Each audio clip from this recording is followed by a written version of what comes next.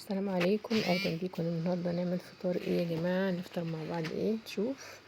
انا عندي احنا كل يوم بنعمل خضار طبعا او اكل جديد، فما بهدرش، بعمل حاجات بسيطه على قد الاكل. انا عندي بطاطستين وثلاث جزرات وثلاث كوسات، بغسلهم كويس، بقشرهم بغسلهم كويس، بقطعهم تقطيعه كبيره مش صغيره، عشان انا احطهم في الفراخ يستووا مع بعض في الفرن ني في ني. تمام. عندي وراك، بقطع الورك اتنين. على الورك بجيبه كبير ما شاء الله، بيبقى مليان، فبقطعه بفخده لوحديها والدبوس، عشان عندي ولادي ما بيحبوش. في اولاد بيحبوا الدبوس واولاد بيحبوا الفخده. فانا بجيبها بقى مملحه، بعد كده هتبلها بقى بالفلفل الاسود والكمون والزعتر والروزميري. عندي ورق لورا مطحون. تمام. وبصل بودر وثوم بودر، حبة معلقة بابريكا، عندي ربع معلقة سماق. ماشي. عندي بهارات اللي هي 7 بهارات، بضيف معلقة منها صغيرة، وعندي كاري، وعندي كركم، وبعدين اخر حاجة طبعا بضيفها معلقة ملح كبيرة او معلقة وربع، مكترش. وبعدين اقلب بايدي، انا بحب اشتغل بايدي، محدش يعرف، انا ايدي نضيفه والحمد لله.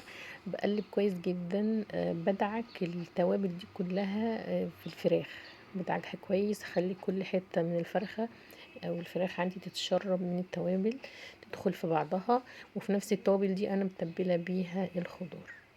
اتبل كويس واقلب بالشكل ده. وبعدين انا عندي اكياس الحراريه اللي هي سفرة، بجيب الحجم اللارج الكبير، وابتدي احط الخضار الاول، افرده في الكيس بالشكل ده.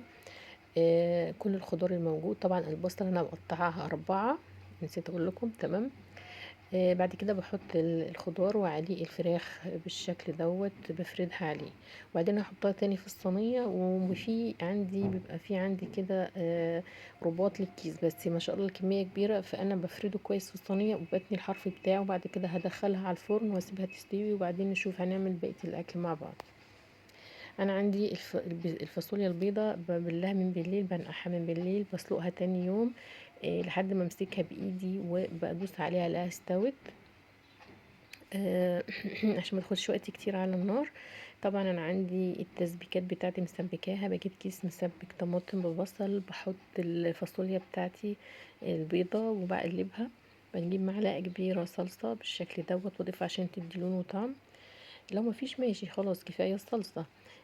بعد كده انا بتبل بقى التوابل بتاعتي، بضيفها ملح وفلفل وكمون، بظبط الطعم، بحط مرق الدجاج، وبعدين اغطيها اسيبها تستوي. وعملت الرز، وادي الفراخ عندي خرجت، انا بس بحب احط بس معلقه كاتشب او صلصه كده على الوش. وادي الاكل بتاعنا النهارده، رز وفاصوليا البيضه، والهنا والشفا.